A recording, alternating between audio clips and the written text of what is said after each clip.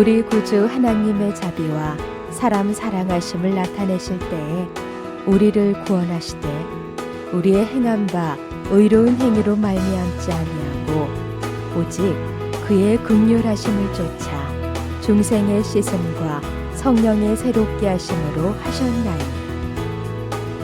디도서 3장 4절로 5절 말씀. 4절에 보면 우리 구주 하나님이라는 표현이 있고 또 우리를 구원하시되 라는 표현이 있습니다. 이 말씀에서 우리는 하나님이 구원자라고 하는 것을 알 수가 있습니다.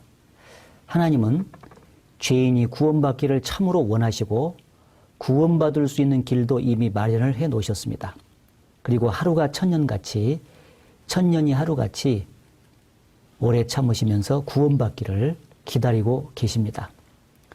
이사야 45장 20절에 보면은 능히 구원치 못하는 신에게 기도하는 자들은 무지한 자라고 이제 말씀을 하셨는데, 진짜 신이 아닌 우상은 죄인을 구원할 수가 없습니다. 오직 진짜 신이신 하나님만이 죄인을 구원하실 수가 있는 것입니다. 이사야 45장 21절에 보면 나는 구원을 베푸는 하나님이라고 소개하고 있고, 또 22절에 땅끝의 모든 백성아 나를 앙망하라 그리하면 구원을 얻으리라고 말씀을 해 주심으로써 하나님이 진정한 의미에서 구원자가 되신다는 것을 우리는 확신할 수가 있습니다. 그리고 4절에 보면은 우리 구주 하나님의 자비와 사람 사랑하심을 나타내실 때라고 기록하고 있는데, 이 말씀을 통해서 하나님이 죄인을 구원하시는 동기는 자비와 사랑 때문임을 알 수가 있습니다. 죄인을 향하신 하나님의 자비는 진노를 오래 참도록 만들어 주셨고, 죄인을 향하신 하나님의 사랑은 희생을 보여주셨습니다. 하나님의 자비와 사랑이 죄인을 구원받도록 동기부여를 해 주신 것입니다. 에베소서 2장 4절에 보면은 긍휼에 풍성하신 하나님이 우리를 사랑하시는 그 큰 사랑을 인하여 허물러 죽은 우리를 살리셨다고 말씀하고 있습니다. 그리고 로마서 5장 8절에도 보면은 우리가 아직 죄인 되었을 때에 그리스도께서 우리를 위해서 죽으심으로 하나님께서 우리에게 대한 자기의 사랑을 확증하셨다고 말씀을 하심으로써 죄인을 구원하신 동기가 하나님의 자비와 사랑에 있다는 것을 밝히셨습니다. 이 사랑은 부모와 자식 간의 사랑, 또는 남녀 간의 사랑, 또는 친구 간의 사랑과 같은 인간적인 사랑과는 차원이 다른 창조주가 피조물을 사랑한 기이한 사랑입니다. 그것도 의인이 아닌 죄인을 대신해서 죽어주신 거룩한 사랑인 것입니다. 하나님의 자비와 사랑으로 죽어주셨기 때문에 죄인인 우리가 구원을 받을 수 있게 된 것입니다.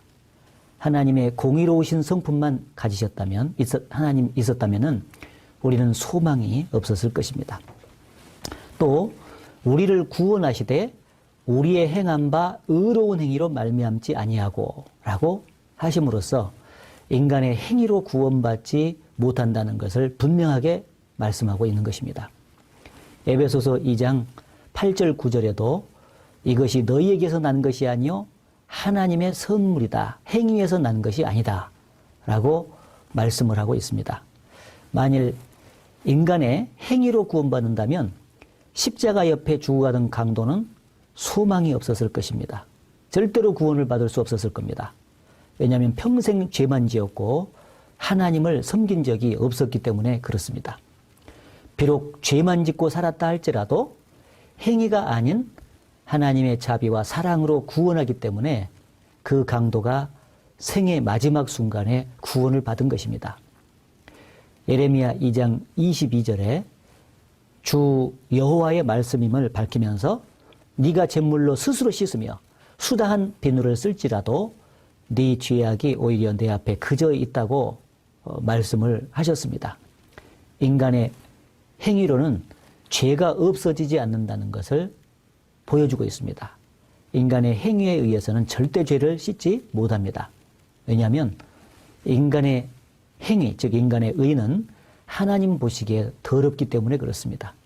이사야 64장 6절에 우리는 다 부정한다 같아서 우리의 의는 다 더러운 옷 같다고 이렇게 말씀을 하셨습니다. 더러운 옷과 같은 위선으로는 절대 우리의 죄를 씻거나 가리울 수가 없는 것입니다. 찬송가에 울어도 못하네, 참아도 못하네, 힘써도 못하네. 바로 그러한 것으로 죄를 씻지 못한다고 말씀하고 있습니다. 그리고 5절에 오직 그의 긍휼하심을 좇아 중생의 씻음과 성령의 새롭게 하심으로 하셨나니 라고 말씀하고 있는데, 이것은 오직 하나님의 방법으로만 죄를 씻고 구원을 받을 수 있다는 것을 말하고 있는 것입니다.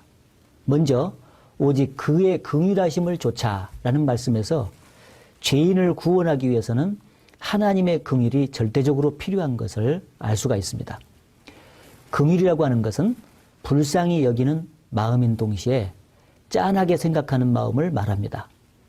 바울은 디모데전서 1장 13절에 내가 전에 회방자요 핍박자요 포행자였지만은 도리어 긍휼을 입은 것은 내가 믿지 아니할 때에 알지 못하고 행했다라고 간증을 하면서 자신이 구원을 받을 뿐 아니라 주님의 일꾼이 된 것이 전적으로 주님의 긍휼 때문이라고 강조를 하고 있는 것입니다. 또한 구원은 중생의 씻음과 성령의 새롭게 하심으로만 가능합니다. 중생의 씻음이라고 하는 것은 주님의 피로 죄를 씻음받고 하나님의 자녀로 태어나는 것을 말합니다. 죄 씻음 없는 중생은 없고 예수님의 피 없는 죄 씻음은 없습니다. 오직 예수님의 피로 죄 씻음을 받을 때만이 중생이 이루어집니다. 그리고 성령의 새롭게 하심이라는 것은 죄 씻음을 받을 때 성령이 마음속에 오시고 하나님의 자녀로 인쳐주심으로써 새로운 신분을 갖게 될 것을 말씀하신 것입니다. 사도행전 2장 38절에 죄 사함을 얻을 때 성령을 선물로 받으리라는 그 약속의 말씀이 있습니다. 바로 죄 사함을 받고 성령을 받음으로써 하나님의 자녀로서 새로운 신분을 갖게 되는 것입니다. 우리 구주 하나님의 자비와 사람 사랑하심을 나타내실 때에 우리를 구원하시되 우리의 행함과 의로운 행위로 말미암지 아니하고 오직 그의 긍휼하심을 쫓아 중생의 씻음과 성령의 새롭게 하심으로 하셨나니. 디도서 3장 4절로 5절 말씀.